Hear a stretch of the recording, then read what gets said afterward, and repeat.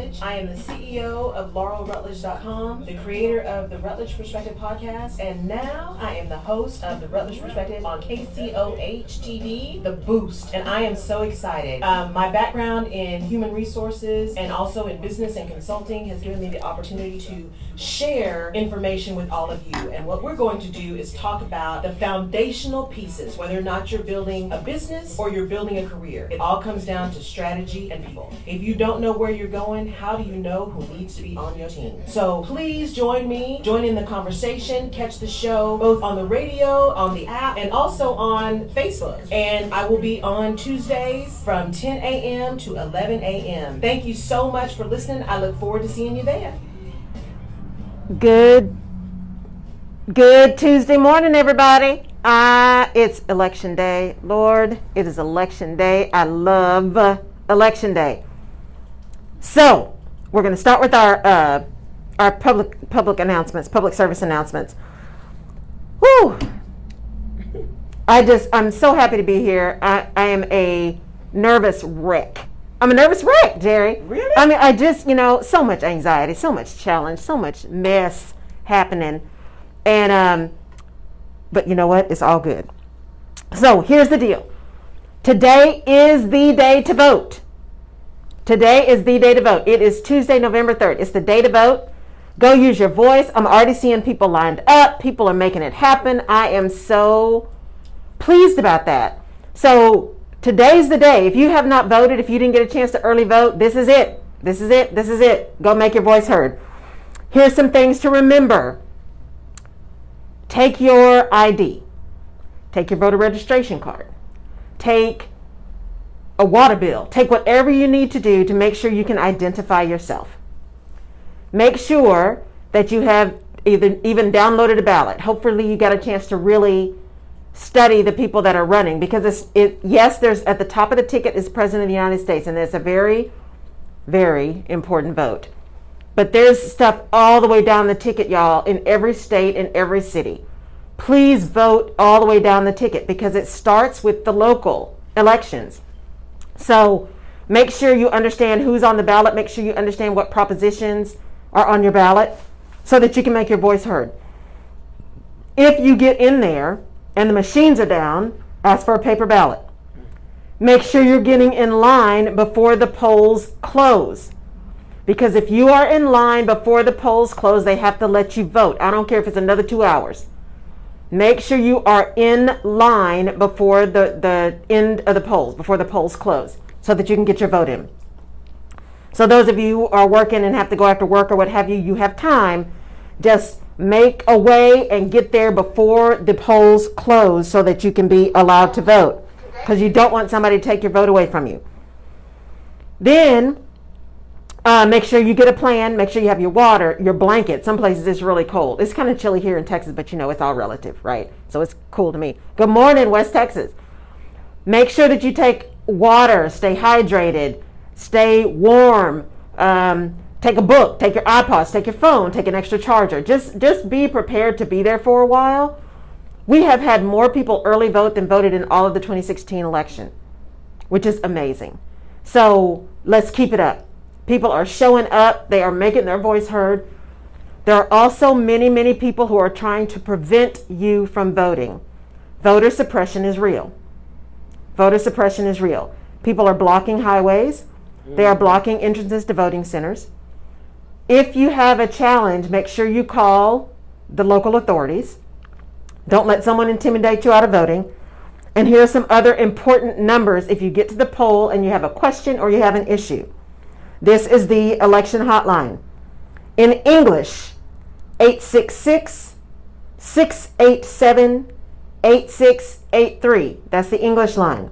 Spanish, 888-839-8682.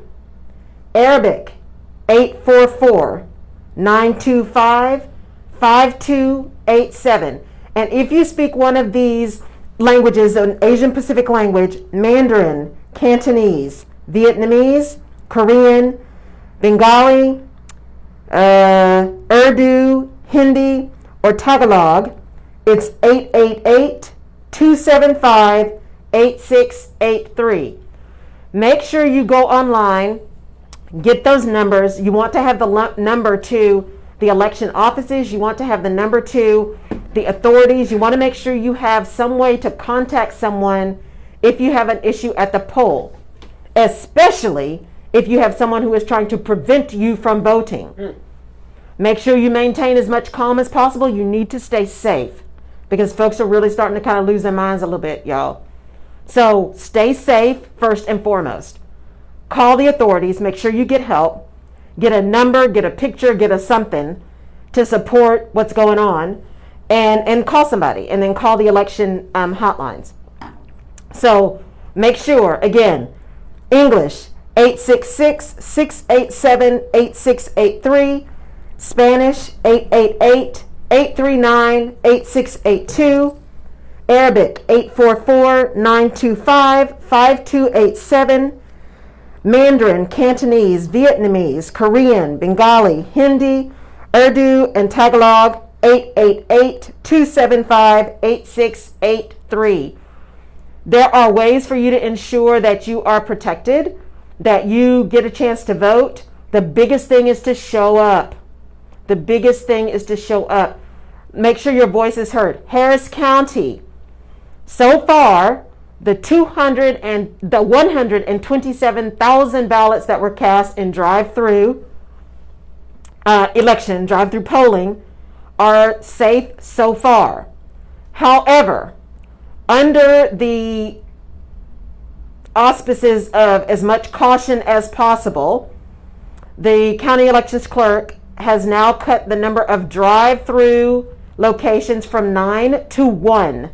The 1 is at NRG. I saw that this morning. So if you were planning on drive-through voting at one of the other locations, they're no longer open. So please make sure you are calling and make sure you understand what's going on. That's Harris County. Pennsylvania, make sure that if you, hopefully you mailed in your ballot way early. If not, there's the other thing you need to think about doing is make sure you take, if you got a paper ballot or it got in the mail and you didn't mail it in, you need to take it with you to the poll so you can hand it in when you actually vote. Okay, they probably won't take your filled out ballot. Not every polling station will actually take a paper ballot. But if you plan to vote at one of those stations and you have a paper ballot, in order for them to validate that you are not voting twice, you will likely have to hand over your paper ballot and then you can vote. Okay, so just the point, people, is to have your vote heard. The point is to have your vote heard. Just like I said this morning, I posted a mashup video. Thank you again to Jenny Keeler for doing that for me this morning, of all of the getting out the vote information I've been putting out. The point is to vote. And while I just want everyone to use their voice, I do have an opinion and a perspective on which way, we need to go. This vote is truly for the democracy of our country. It's truly for a return to decorum and civil discourse. That doesn't mean we all agree on everywhere we should go, but it does mean we can disagree without being disagreeable. And we cannot incite violence. So, vote, get prepared. Hopefully you did your studying. You know who you want to vote for and why. And just don't let somebody take it from you, okay? This is your power. You have the power of your voice. And your voice is going to be demonstrated through your vote. And there have been more people showing up to vote in this election than ever. It is so encouraging. And while I am nervous and I am anxious, I always watch the returns, but I don't know that I'm going to be able to do that tonight. Just be sure that you exercise your right. People fought hard for everyone in this country to have a right to vote. Please, like I have my Good Trouble shirt on, please, for John Lewis, for the notorious RBG, please, Good Trouble. Please make sure that you are making some good and necessary trouble by exercising your vote today, okay? So, that's the deal with voting. I'll probably come back again at the end too, because it's election day, and I'm always excited on election day. And I know that's really weird, but I love election day, y'all. Wow. I really do. So I don't know about y'all, but I remember the first time I voted. I remember, and I'm so dating myself, but that's all right. I remember going back home and going to Blackshear Junior High School, so Odessa, Texas, y'all know what I'm talking about. This is when it was actually a junior high school and not a magnet where they actually had air conditioning at work every day.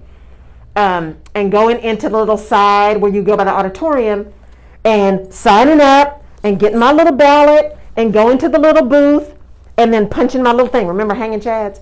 Punching my little thing. And it was so cool. I loved it. There is something about the power of my voice being demonstrated in something like that that just fires me up. And so I hope all of you understand just how important it is and how exciting it is and how awesome it is to be able to truly still live in what I believe is a country that believes in democracy and everybody having a voice. I do believe that's who we are at our core. We have had a bit of a stumble and we are in a bit of a challenge. And I'm working really hard to use very nice words right now. But we are a country that believes that people have a voice and people have a say. And so please exercise that.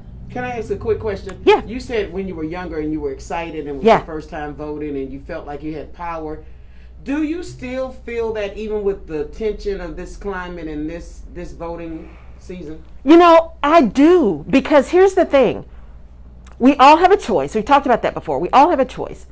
But there is power. It can if you look at the margins of winning or margins of losing in the last elections, they are so small. So every vote does count. Now we have a challenge because we have the Electoral College and it's not just a popular vote and all that kind of stuff that we probably need to at some point figure out how to fix because we're just a different nation than when that was put in place. However, when you say nothing, silence is consent. Ooh. Silence is consent. And so if you have an opinion that is different, you need to say something. Or if you are totally aligned and you really want to make sure people know that this is how you are lined up, then you need to say that too. So I yeah. was feeling bad because I was thinking I was wrong for feeling bad that the folks that I know that have authority platforms were not saying anything. Yeah. But it goes back to the good trouble. Yes. And if we're afraid to make good trouble because we're always scared about being in trouble, then how can you really lead? You can't. Wow. You can't. And that actually leads into what I wanted to talk about today. So, good morning, Denver. Good morning, Carlsbad. By the way, Carlsbad, California. My dear friend, Leila Panagidis is running for the very first time for city council. Go vote. Say her name again. Leila Panagidis. It's smooth. She's running for Carlsbad City Council in California. Go vote. Vote Leila. Go Team Leila. Woo! So, here's the deal. What I want to talk about today is power. And it's a real lead off from what Jerry just talked about. Because when you're in leadership, you have power and the power of position, right? And so I talked to you guys last time when I was fired up last week after, someone was appointed who was unqualified. But I can't think about that right now. One of the things that I realized is being really dark. You're welcome, Leila. Being really dark over the last couple of months and just not feeling like in the zone. Just something was not right. And I realized that one of the things that's really important is making sure, and good morning, Oklahoma. I see you. St. Louis. And St. Louis. New York. New York. Denver, Colorado. Denver. Yay! Baltimore. And Baltimore. One of the things I realized was, I was not spending time continuing to support and increase and beef up my skills, right? Do the things that gave me joy and built my toolkit so that I can serve you better.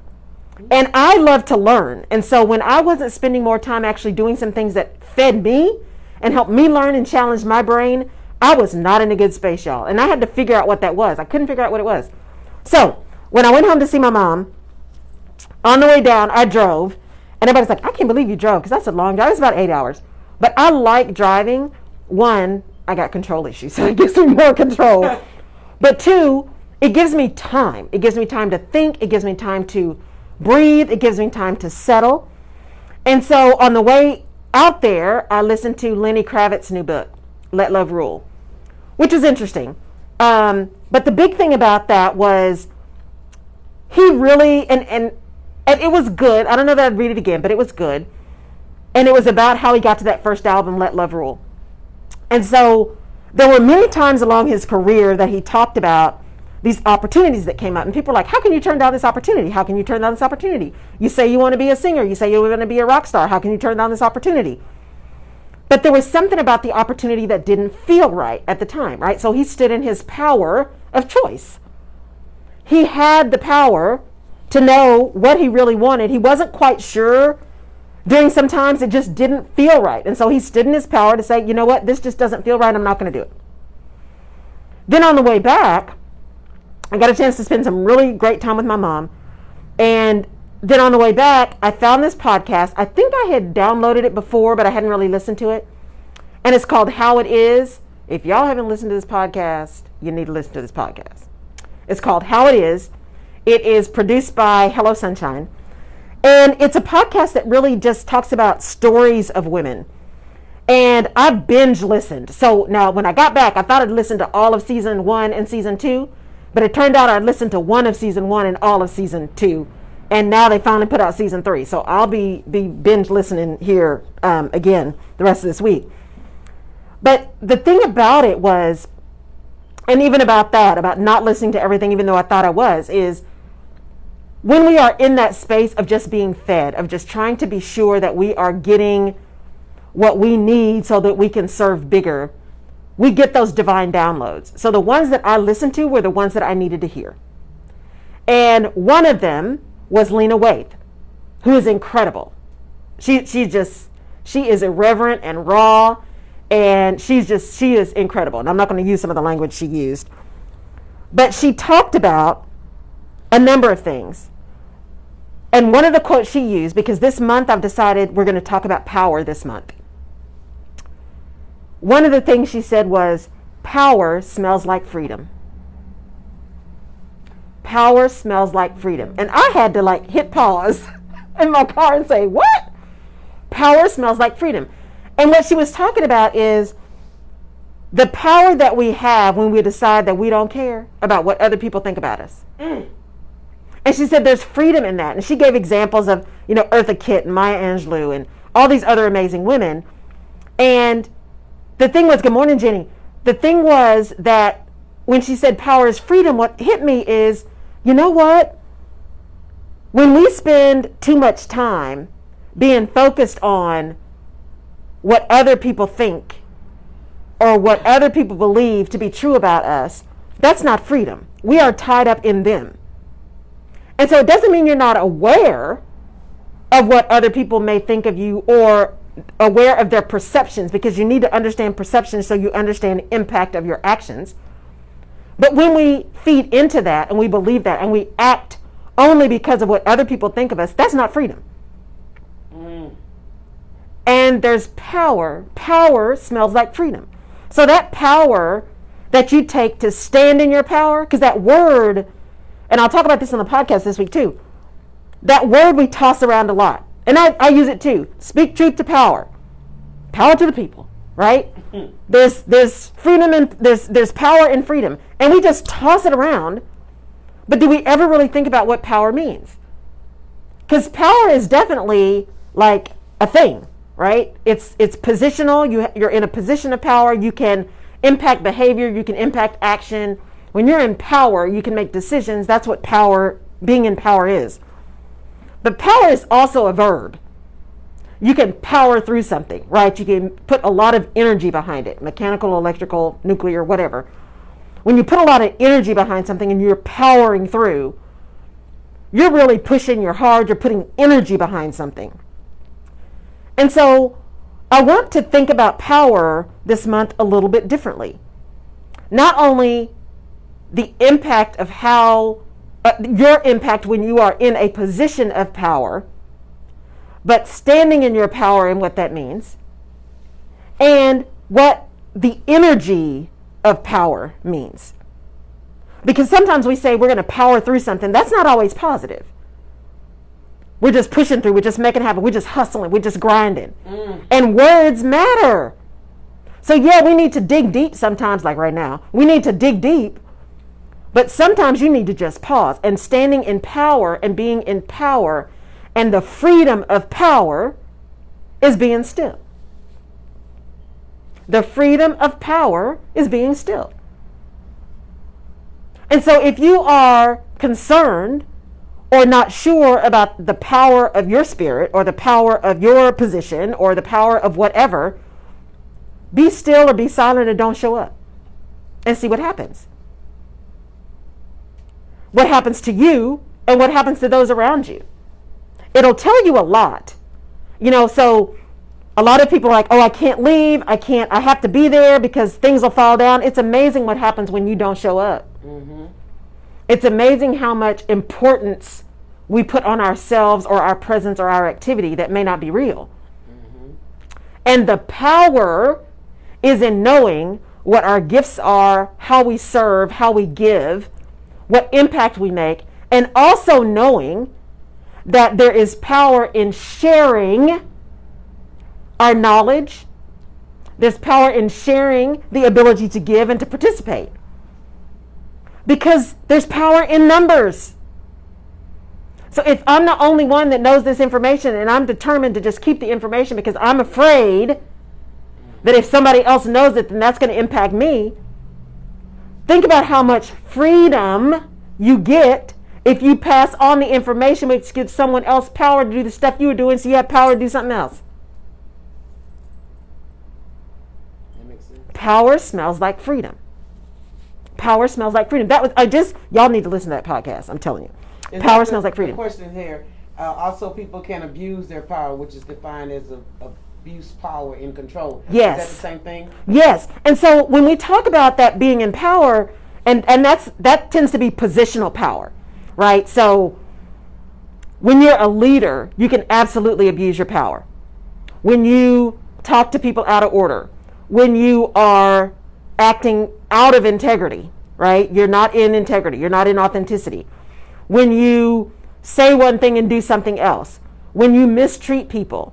But because you're in a position of power, people are afraid to tell the emperor he has no clothes. Mm-hmm. And so you're able to continue to mistreat people because you're in a position of power and you're leading by fear. And that's not leadership. That's dictatorship. There's a difference. When people are following you because of fear, that is not true followership. Mm-hmm. Because they just, the opposite of what they're trying to do, or the consequences of them not following you is potentially so painful for them that they feel they have no choice but to follow. That's fear. And not having that choice is not having power. And there is freedom in power. Power smells like freedom. And so when I talk about speaking truth to power, it's just like those situations. When you've got a leader who is mistreating people, either you or someone else, when you've got someone who is constantly talking down to people or talking ugly to people, we hear about this all the time, all these microaggressions, and people are afraid to say anything. Mm-hmm. Power is in saying something. And that doesn't mean you have to call somebody out. That doesn't mean you have to treat them the way they're treating you. But that does mean you pull somebody aside and pull their coattails and say, that's not okay. I just had this conversation with someone who's like, I was involved in this thing. I saw how this person was treating somebody, and it's just not okay. I had them go to HR. I went to HR and told them that I was going to jump in, got all the things lined up. And they said, but, I'm a little concerned because now I'm hot, because that's not how you treat people. And I said, well, so you probably don't want to call today. Sit on that a minute, but you do need to follow up. And you first attempt to do that in private. My dad always said, you criticize in private, you praise in public. The other side of that coin is sometimes all you have to do is bite one person publicly. The next time all you have to do is bare your teeth. So you have to decide when you're standing in power and standing in your power, part of being in power and being a leader is speaking up. And speaking truth to power, including yourself. When you're acting up and acting out of order, you need to know that people can call you on it. And you need to have the courage and the integrity and the authenticity to allow people to call you when you're out of order. To call you on your own crap. To be able to say, oh, that's not right. Right? That's what real mentorship is. We talked about that. Real mentorship is people will pull you aside and say, oh, that didn't go well. You might need to change that, right? So if you are truly standing in power, power has the possibility to impact people, Power is broad, power is deep, power is circular, power is energy. And if we are not managing our own power, we can absolutely impact because we're all interconnected. And so therefore how we treat each other, how we treat ourselves impacts other people. We have the power of choice. We all have the power of choice. Freedom to choose. Theoretically, at least we still have it right now. The freedom to choose, right? We have the freedom to vote. We have the freedom to bear arms. We have the freedom of speech. We have all of these things that give us power in how we exist every day. And that smells like freedom. It feels like freedom. But when you are in an organization and every time someone speaks up and their idea or their perspective is contrary to the position in power, the person in a position of power, whether that's right above them or 3 steps above them, what you're telling them is that they don't have power to have a differing position. You're teaching people that there really is no freedom of expression, there really is no desire for diversity and inclusion, there really is no room for innovation, because every time someone has something that's contrary to say, it's shot down. Now that's different than how you say it. I'm not talking about delivery method, because we always got to pay attention to how we say stuff if you want to be heard, right? You got to pay attention to where you are and what you're doing and how you're doing it so you make sure that people can hear you and that your message is heard. But that's different. What I'm talking about is sitting in that position as a leader in power because you got positional power, and then you as an individual because you have independent power. And by the way, let me speak a little bit about positional power. There is power that is afforded to you. The other thing Lena Waithe talks about, there is power that is afforded to you simply by your position. There is power that's afforded to you by where you live, by what kind of car you drive, all this kind of stuff. There is positional power. And that is external power. People have deigned you to be in power because of something external. She talks about the fact that she was always dismissed until she won an award. She won an Emmy. Once she won an Emmy, then all of a sudden she was somebody. But like Jesse Jackson says, I am somebody, right? We're all somebody. And so she was given power because someone else external to her decided she had power. Because there was something external that demonstrated to them that meant power to them. Right? But that kind of power is fleeting. What happens when you're no longer in that position? What happens when you don't win the next award? What happens when you don't have that car? What happens when you move? What happens when you start a new job and you start lower in the rung? All of that stuff that's positional is fleeting. It doesn't last. It's not real. It's exoteric. It might work for a minute, but it's not something that's sticky. What's sticky is power that is developed by who you are authentically and how you show up and how you treat people and how you engage. It's internal power. It is the power that's the perspective of who you are as an individual and how you interact with others. That is real power. That's real freedom. Because you take that with you wherever you go, regardless of position, location, any of that stuff. Awards, no awards. Books, no books.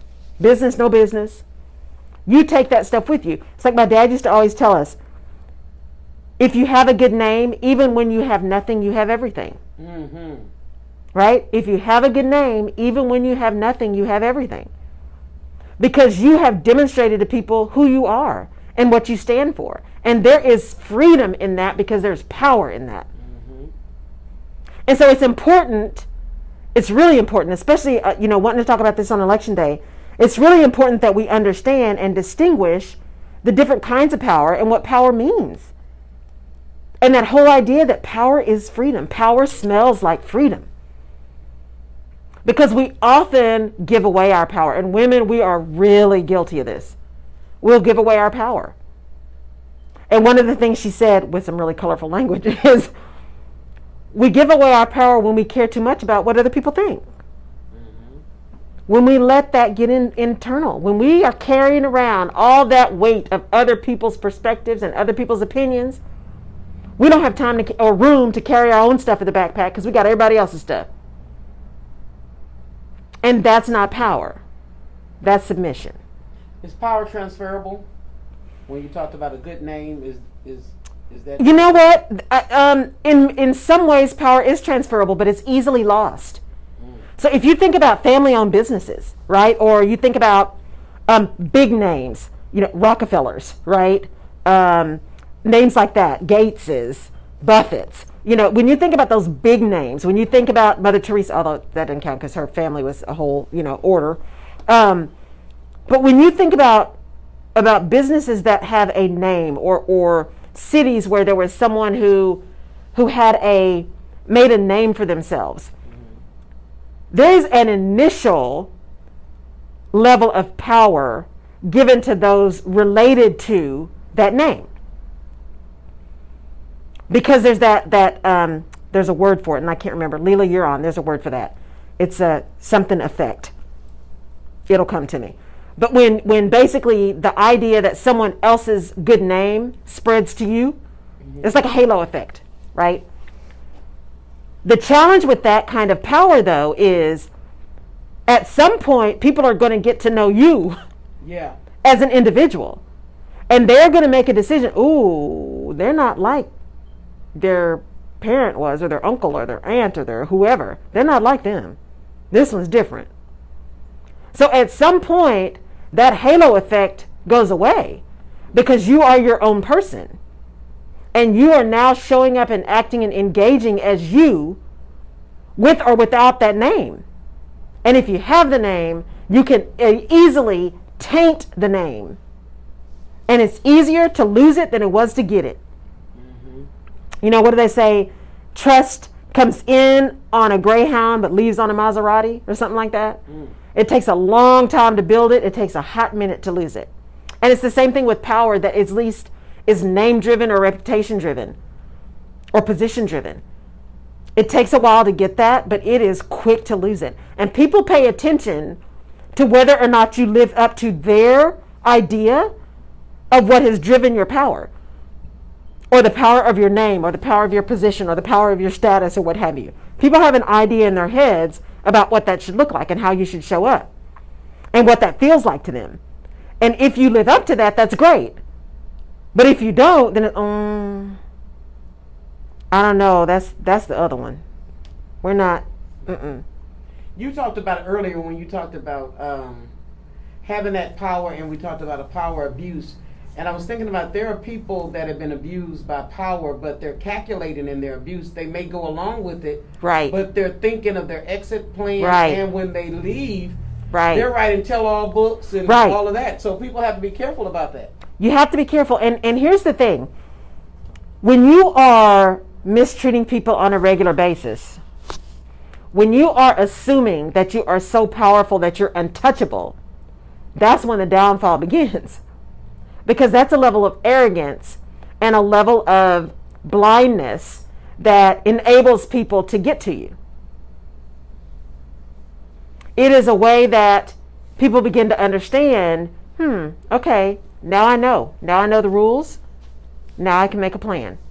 Because most people who are acting or who are abusing their power are consistent in the way they're abusing their power. And so you learn pretty quickly how they're going to respond, so then that becomes part of your toolbox, so then you can make a plan. And like I tell you all the time, don't hurt you because you're mad at them. Right? And so what happens is those people that are especially abusive end up losing people, losing team, losing their reputation. You have mutiny. There are people who at best, people just decide to leave. At worst, people begin to sabotage bad leaders. They'll start making claims. They will get together and do class actions. I mean, it can be really, really ugly for bad leaders. Once people decide they have had enough, and they will decide eventually that they've had enough. It may take a minute, but people have a threshold. Everybody's threshold is a little bit different, and depending on what's happening in the world, that threshold moves up or down. But people do have a threshold, and people do have a limit. Yeah, Leela said it takes 20 years to build a reputation and 5 minutes to ruin it. That was Warren Buffett that said that. So it's really important that when you're thinking about that power and that reputation, yes, it can be passed on because of who you're related to or who you're connected to. But that doesn't mean that you own it. You haven't built it. You haven't earned it.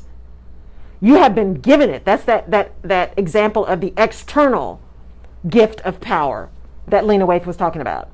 Somebody bestowed the power upon you because of where you were, or who you're connected to, or what have you. It was an external anointing of power. But that's not real power. That's fleeting power. That power doesn't necessarily have staying power. But that power that you build on your own from your reputation, from the work that you've done, that power is much more likely to stay. It's much more likely to be sticky. And the more you're consistent in how you show up and how you treat people and how you respond, whatever that consistency is, it could be consistently great, it could be consistently bad. But as long as it's consistent, people will begin to believe you. When you say that, I think about Joel Osteen, how he inherited the church from his dad, John Osteen. But even though that power kind of was transferred and that position was transferred, he was able to build his own and take it to another level. Right. And then there's some who get the inheritance and destroy it. Right. Right. And it just depends on who you are. Not everyone wants to be the person who inherits the power, right? Not everyone wants to be connected to whatever that position of power is. And we think about that in business too, because not everybody wants to be a leader. And we have this up or out kind of mentality. What do you mean you don't want the promotion? Are you kidding me? But you got to want the promotion because we got to promote you. Well, why? Why? It's the same thing when we talk about people moving up or out, right? Not everyone wants to lead. At least not formally, right? And most of those people who don't want to lead formally are absolutely informal leaders. And the best, yeah. They're the best. People trust them. They go to them for counsel. They go to them to figure out what's going on. They go to them for knowing what's happening. They are powerful. And they are powerful because they are authentic in who they are. Some of the best, most powerful people in an organization are the ones who aren't leading nothing formally. They're your influential leader. For people who have been in companies that have pretty strong unions and things like that, one of the things you do when you're looking at organizing or you're looking at fighting organization or you're looking at planning for negotiations is really understanding who all of the influential leaders are, who all the informal leaders are. And you want to understand what their positions are. You want to make sure that you have a good reputation with them so that negotiations go smoothly. Because those informal leaders are really the ones that are powerful, because their leadership is a function of the freedom that they have taken to operate in the best manner they can in the position that they're in, right? They have established intrinsic internal power because they've been true to themselves. They've shown up how they are good people, they're willing to help, all of these kind of things. They've mastered their craft, et cetera, et cetera, et cetera. And so those are your informal leaders. And they are often more powerful and have better reputations than a lot of the folks that are in formal positions. Because they've earned it. They have earned it by the way they talk to people. They have earned it by the way they interact with people. They have earned it by the way they work, by the results that they get. They've earned it. And often new leaders who are put in very high positions, especially people who are promoted really quickly, often wonder why they're failing or wonder why people don't follow them or all these kind of things. And it's because people don't know you. They don't know you. They don't know why you got the position. They think they know why you got the position. And they may or may not agree with why you got the position. And unless you do something to demonstrate that you actually have something that would earn you the right to lead, you don't take leadership, you earn leadership. You may take power, but just because you're in a position of power doesn't mean you are a leader. And remember, power is freedom. And people have the power to not follow the leader.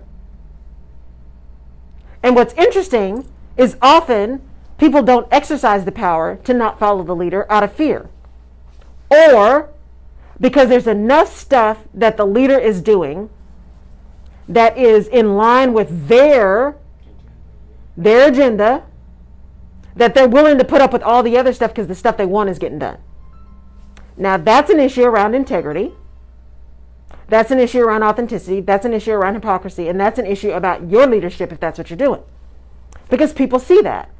And that's the thing that we forget when we are in positions of power, or we want to be in positions of power, or we think we are powerful, is that, yes, we have our own power to stand up or stand out or stand down. We have our own power to speak or not speak. We have our own power to show up or not show up. But there's also power that is bestowed upon us that we need to pay attention to. And that power can come and go very easily. It can move with the tide, right? It can move with whatever the next thing is. And so if we stand too much in needing external validation of our power, that's when we start to get in trouble. Because you're not always going to get that. It's not always going to be there. It's not always real. And it's definitely not always, doesn't always have a lot of staying power. See that word power. Power is in everything. Power is energy. Power is freedom. So I want you guys to really think through, when we look through this month and think about this election, the power you all are exercising in going to vote, the power you're exercising in calling people on the carpet when they're trying to prevent you from voting, the power of using your voice, the power of saying, no, we're not going to let somebody steal our vote, the power of saying, I have an opinion and I'm going to express it. There is freedom in that. There's freedom in that. And there is hard work in that. It's hard work to stand up. It's hard work to be decisive. It's hard work to be vocal. It's also hard work to know when to be silent. Because if you think about it, I think I've said this before, when you've been in those really tough situations, when you've been in those places where you are so angry or somebody has done something so crazy that what you really want to do is respond just as loud and just as nutty as they did. But if you think back to the people that have been in authority in your life, and when you really messed up and they were really angry, did it get your attention when they were yelling and screaming? Or did it get your attention when they got real quiet? And they were speaking so low you almost had to strain to listen. And it was that even keel, unemotional, but clear. There's power in knowing when to be silent or knowing when to take it down several notches. Because when you're always up here, people stop listening. When you're always down here, people stop paying attention. You need to be able, there's power in being able to flex. Flex for the situation, flex for the person, flex for the agenda, flex for the situation, flex for the ability to ensure that your message is heard and is heard clearly and your position is heard. And that's power. It's power of controlling the way you show up and how your message gets across. It's the power of controlling how you manage you, because you have a choice. We have freedom of choice.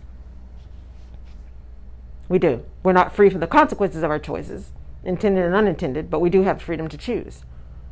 Can someone master, and this is not your opinion because I know your views and opinion don't have to do with you, but let me ask this question. Can somebody master yelling and throwing tantrums, but yet have not changed their voice? And I'm saying it because I see the current president, he'll say, they're going to kill us, they're going to rob our children, they're going to murder our wives, they're going to do this. And it's calm, but it sounds like a tantrum. Yeah. But yet you still have the power to incite your audience. How does that work? Absolutely. So if you listen to people who really speak well and really get people charged up, really great speakers, really great storytellers use that a lot. They use the power of volume, of inflection, of body language, of words, to get their message across. So yes, I may not be screaming, but if I'm really quiet, it's like, oh my God, I might need to be paying attention to this, because look, they're always like this, and now all of a sudden it looks like they might be defeated. We got to be careful. Right? So absolutely you can master that. People who speak a lot, who are on TED stages, who are on big stages, when you're storytelling, they tell you all the time, use that. Practice the pause.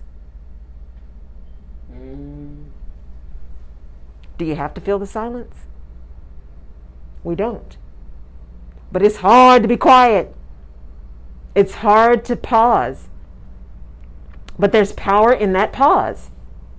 Because it can excite a rage in you and they're still calm. Yes, exactly. It can. It absolutely can. Which was the intent.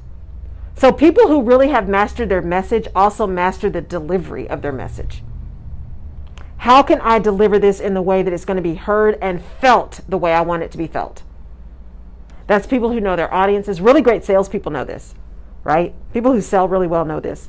Knowing their audience, what gets them, what is it about them that is connected to what I need them to buy or get or read or do or what have you, right? And so those who do that well have people following them and understanding them because they are using that inflection. They're using that body language. They're using the volume of their voice. They're using, when they get really quiet, they're using sing-song, they're using laughter, they're using all of this kind of stuff to bring you in, to engage you. And that's also about power, because you have mastered that skill and that becomes part of your toolbox. And so you now can show up powerfully in that situation and get what you want because you've had the power of your own skill. It's all about power, and power smelling like freedom. It's about mastery. Because those people that you are watching on a stage, whether it's, think about Tony Robbins. I'm not a big Tony Robbins fan, but people love him. People follow him. People walking on hot coals and all that kind of stuff.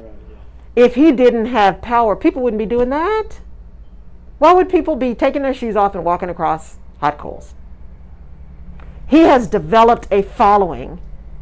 And over his following, he has the power of influence. He has power of engagement. He has the power to get them to believe and do what he believes they need to do to get where he's telling them they want to go. He is exhibiting and utilizing the power of influence of his position now to make those things happen and to make a lot of money in the long run. And when you say power smells like freedom, and I pay attention to the president when they're chanting some things he once chanted, I can see that smell like, yeah. And then it's very low key. They're all in a frenzy, but then he's low key. We'll see about doing that. Thank you. Yes. But that is powerful, though. It's very powerful. It's powerful. Okay. It's powerful. And the thing again though about power is, one, power is fleeting. So we got to understand power is fleeting. So it doesn't stay all the time. Especially power that has been bestowed upon you doesn't necessarily stay. It's that power that you have that you've earned that tends to stay longer. But even then, because trust and power are really closely connected, if you lose trust, you lose power.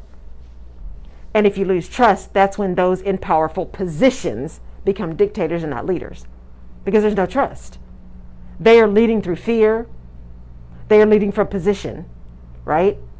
Those places where people are afraid to tell you, you're wrong, or that's not right, or you can't do that, or you shouldn't do that. Because most of the time, this is another thing, y'all, especially when you're in position of power, the question is usually not can we or can't we do something. Because you can do just about anything or not. The question is usually should or shouldn't. It's not can or can't, it's should or shouldn't. And it's the same thing in positions of power. If I'm in a position of power, I can do just about anything I want to do. But should I do it? That's the important question. Because the should or the shouldn't ties to the integrity of the leadership and how you're showing up. And whether it's consistent. And whether it's authentic. And whether it's in integrity. That's the should or the shouldn't. The can or the can't. Well, yeah, I can. I can. Because I have the power to do it based on my position or my skill or what have you. But should I do it? That's the deeper question. Because what is the impact of my choosing to do whatever this thing is? Because the can or can't is about the choice itself. The should or shouldn't is about the impact or unintended consequences of the choice. That's the difference. And so if you're thinking should or shouldn't, you are thinking beyond the decision itself, which is what critical thinkers do. Critical thinkers think beyond the current situation or the current decision. They think circular. They think bigger. They think impact. They think connection. That's what critical thinkers do. They may still make the initial decision, but they know why and the impact of that decision and what the next triggers are going to be, because they've thought about all of that. Because they've gone beyond can or can't into should or shouldn't. And so the power in critical thinkers is that they understand the potential impact and they can plan for that. So they are ahead of the game. And there's power in that additional thought process of should or shouldn't, of consequences, of impact. Because every action, what is it, physics? Every action has an equal and opposite reaction. Did I say that right? Yeah. That's energy. Every action has an equal and opposite reaction. So if you're thinking about the reactions or the responses or the consequences to the decisions that you make, you are being more critical in making the decision in the first place. So then you can see, is this consistent with who I say I am? Is it consistent with my brand? Is it consistent with the kind of leader I want to be? Is it consistent with the path that I want to be on or not? Because I can make this thing. I absolutely can do this. But should I do it? Because if I do it, here's the impact of that. So when we say that, when Lena said that power smells like freedom, there is also responsibility in freedom. There's responsibility in power. When you are in a position where you can incite people to action, you are responsible for the actions that they take. You are responsible for the actions that they take. They are accountable for their own actions, but you're responsible for the actions that they take because you incited that action, good or bad. Whether it was huge or small, whether it was impactful or not, you're responsible for moving people to action. You know, we're all accountable for the actions that we take, but there are others that own some responsibility in that. And those in power own responsibility for the actions that are taken. Those that stand in front of pulpits, whether that's a church pulpit or a bully pulpit, and are telling people what to do or how they should think or where they should move, are in some ways responsible then for the things that the people do who are following them and who believe them. Yeah. Those people who are pushing Ponzi schemes are responsible. That's why they go to jail. They're responsible for the impact they had on people. Because people gave them their money because they believed it. They took action based on what they were told by someone who was in power, or at least purported to have power and knowledge and understanding. So they have responsibility in the outcomes. Now, the individuals were accountable for giving the money and believing it. But the person who was telling the story is responsible for inciting the action.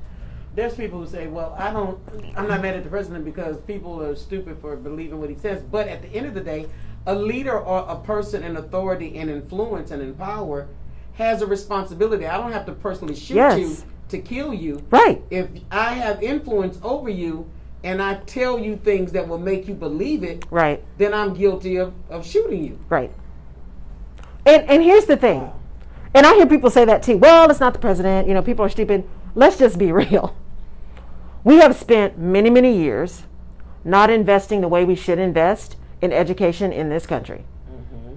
There's a reason why, and I know all of you have heard this, when you are starting to write your papers and you're writing, and when you go to a higher level of writing and you're having to write a paper or you're having to write a speech or you're having to write a manual or something, they always say write at 6th grade level. Make it simple. There's a reason we have to make it simple, because people don't read. People don't think. People don't have good judgment. They don't have critical thinking skills because we have not asked them to. We have not asked them to. We have not trained them to. We have told people what to do, and we have made people intellectually lazy. Leaders, when you tell everybody what to do and exactly how they're supposed to do it, you are creating an environment where you will have to make every single decision. Because you have told people they are unable to do it. And you are responsible for now having to make every single decision in the department because you told everybody they couldn't make them. Yeah.